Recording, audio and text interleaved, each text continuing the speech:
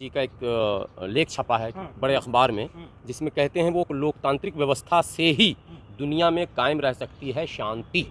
ये हमारे उच्चतम न्यायालय के माननीय मुख्य न्यायाधीश महोदय का कथन है। और उस पूरे लेखनी को अगर आप पढ़ेंगे तो उन्होंने अपने जीवनी का जिक्र किया है और बताया है कि एक साधारण किसान परिवार से मैं आता हूँ और ये भारतीय लोकतंत्र का कमाल है, ये भारतीय संविधान का कमाल है कि मैं भारत के इस बड़े पद पर आज आसीन हूँ। अभी जो कुछ हो रहा है इस देश में, केवल ख़तरा पत्रकारिता को नहीं है। कोई पत्रकार आप ज़ुबैर पहला नहीं है जिसको असंवैधानिक तरीके से गिरफ्तार किया गया। मैं शब्द असंवैधानिक इस्तेमाल कर रहा हूँ। इससे पहले आपको याद होगा किसान आंदोलन में पत्रकारों के साथ जो कुछ हुआ, उससे पहले CA/NRC के समय में भी पत्रकार ही जो है आंदोलन के भेंट चढ़ गए थे। कई पत्रकारों को उस समय भी पुलिस ने अपमानित किया और कईयों को गिरफ्तार किया। तो ये सिलसिला लगातार। बिहार से अभी एक दृश्य आया था जब अग्निपथ के खिलाफ विरोध प्रदर्शन हो रहा था, तो पुलिस एक प्रतिष्ठित यूट्यूब चैनल के पत्रकार को धक्के मारकर बाहर कर रही थी। वो वीडियो आप लोगों ने देखा होगा। और ऐसे कई वीडियो लगातार आ रहे हैं जहां पुलिस स्वयं पत्रकार को धक्के मारती है, मोबाइल छीनती है, उसके कैमरे को छीना जाता है और उससे वीडियो डिलीट करवाया जाता है बाय फोर्स। कई बार ऐसा होता है और दिल्ली के जंतर मंतर पर यह देखने को मिला है कि जो मैंने साधारण पत्रकार अपने आप को कहते हैं, छोटे मोटे यूट्यूबर्स हैं या वेब पोर्टल्स चलाते हैं, उनको पुलिस उठाकर थाने तक लेकर गई है और थाने में उसके साथ दुर्व्यवहार भी किया गया है। ये भी पक्की खबरें हैं।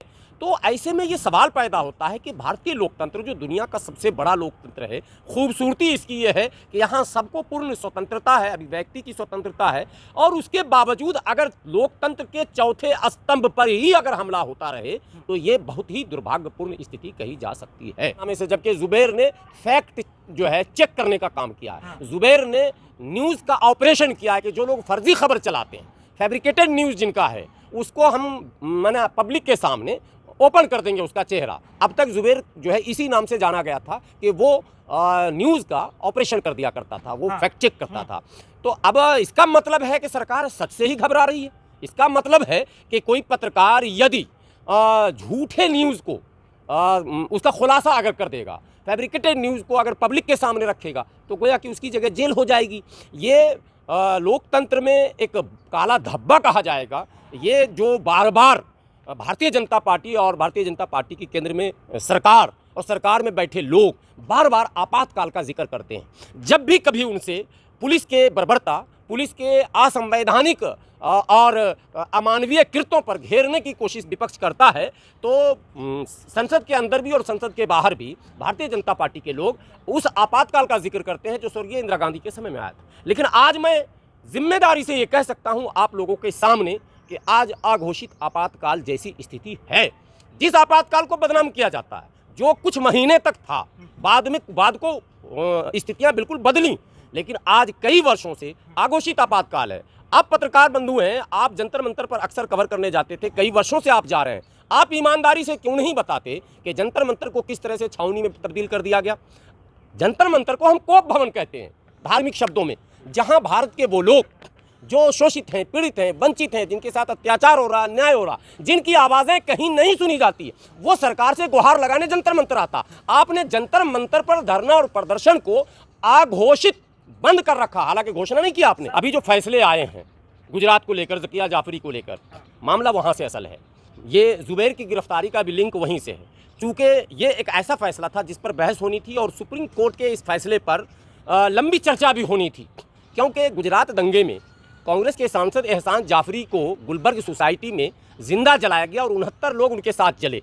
सवाल ये पैदा होता है कि उन 69 लोगों को और उनके साथ गुजरात में लगभग 10,000 मुसलमानों की जो हत्या हुई, उसका जिम्मेदार आखिर कौन है? क्या भूत ने, शैतान ने, जिन ने, राक्षस ने? किसने उनकी हत्या की? गुलबर्ग सोसाइटी में आग किसने लगाया? ये तो एक सवाल बना हुआ है। ठीक है, माननीय प्रधानमंत्री जी दूध के धोए हुए हैं, बिल्कुल क्लीन है। तो क्या एक ट्वीट करने मात्र से मैं वही ला रहा हूं, मैं ज़ुबैर के पास ला रहा हूं आपको। तो माननीय प्रधानमंत्री जी दूध के धोए हैं, माननीय गृह मंत्री जी गंगा जल से धोए हुए हैं, हम भी मान लेते हैं। लेकिन आखिर इतने बड़े दंगे का जिम्मेदार कौन है? माननीय उच्चतम न्यायालय को उन लोगों को तो चिन्हित करना ही चाहिए था। देश में इतने बड़े दंगे को ये कहकर दबा दिया जाना कि ये क्रिया की प्रतिक्रिया थी, और उसका उदाहरण स्वर्गीय राजीव गांधी जी के उस बयान से दे देना कि बड़ा पेड़ जब गिरेगा तो जो है धरती डोलेगी, ये कहकर उस सच्चाई पर पर्दा डाला जाता। दरअसल ज्यों ज़किया जाफरी के उस पिटीशन पर देश में चर्चा होना था, उसी समय तीस्ता सीतलवार की गिरफ्तारी होती है, और उस गिरफ्तारी के सारे दृश्य आप लोगों ने देखे हैं, दिखाए हैं। अचानक जुबैर की गिरफ्तारी होती है। जुबैर ने आखिर ऐसा कौन सा अपराध किया है, ये तो पुलिस बता ही नहीं पा रही है, और जिस अपराध को बता रही है वो तो अपराध है ही नहीं। सच दिखाना अगर इस देश में अपराध होने लगेगा, सच बोलना अगर अपराध होने लगेगा, सच सुनना अपराध होने लगेगा, तो भैया फिर तो झूठ की पूरी बिसात बिछानी पड़ेगी। तो जुबैर की गिरफ्तारी न केवल निंदनीय है, बल्कि पत्रकारिता पर लगाम लगाने का एक प्रयास है। सच्ची पत्रकारिता को या तो रोकने का या सच्चे पत्रकारों को डराने का ये एक प्रयास है, और पत्रकार बंधुओं को चाहिए कि जुबैर के इस मुद्दे पर ज़्यादा से ज़्यादा लिखें, ज़्यादा से ज़्यादा बोलें। मैं 2 सवाल एक साथ आपसे पूछ लेता हूँ।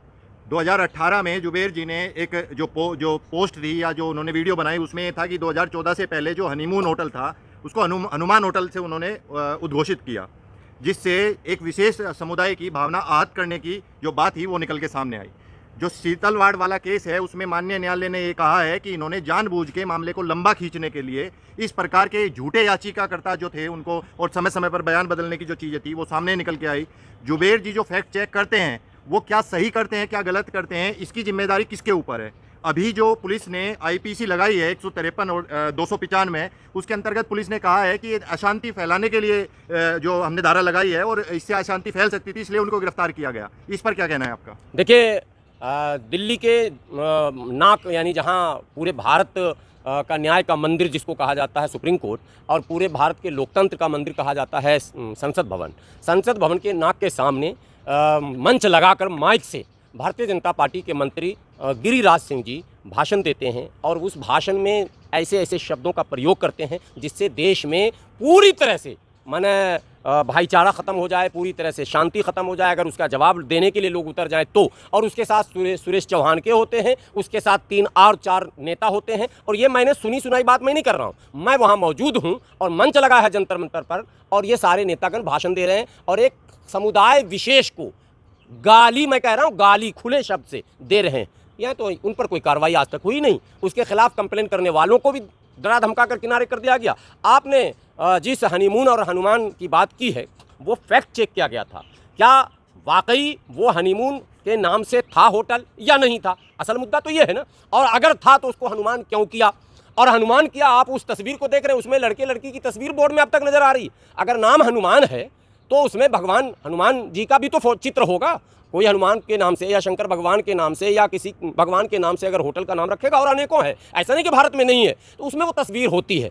तो नाम आपने रखा हनुमान जी का और तस्वीर आपने लगा दी लड़की और लड़के की, तो ये तो बात सामने आ गई। और जिस जगह वो होटल है रियल में वो हनीमून होटल था, और उसकी सारी सच्चाई पुलिस को मालूम है। उस सच्चाई को अगर परोस दिया तो इससे किसी की भावनाएं कहाँ आहत हो रही हैं साहब, बल्कि इससे तो जिनकी भावनाओं के आहत होने की बात कही जा रही है उनको और राहत इससे मिलेगी कि धर्म के नाम पर कोई अगर गलत मतलब उत्पीड़न करना चाहता है, लोगों को खींचना चाहता है, उससे रुकेगा मामला। दूसरा आपने दूसरा जो सवाल दागा, ज़किया जाफरी का जो मामला, सीतलवाड़ का मामला, सीतलवाड़ पर आरोप है कि उसने ज़किया जाफरी के भावनाओं से खेला और मामले को, गलत तथ्य को इतना लंबा यहाँ तक लाकर खींच के दिया। मेरा कहना है कि अपने पति की हत्या के न्याय के लिए अगर हाई कोर्ट और सुप्रीम कोर्ट का चक्कर ज़किया जाफरी काट रही है, तो सुप्रीम कोर्ट को ये भी बताना चाहिए कि ज़किया जाफरी के पति एहसान जाफरी की हत्या आखिर किसने की और वो अभी कहाँ है। क्या वो जेल में है? तब तो ठीक है, तब तो तीस्ता सीतलवाड़ भी जेल में रहे। लेकिन अगर हत्यारे घूम रहे हैं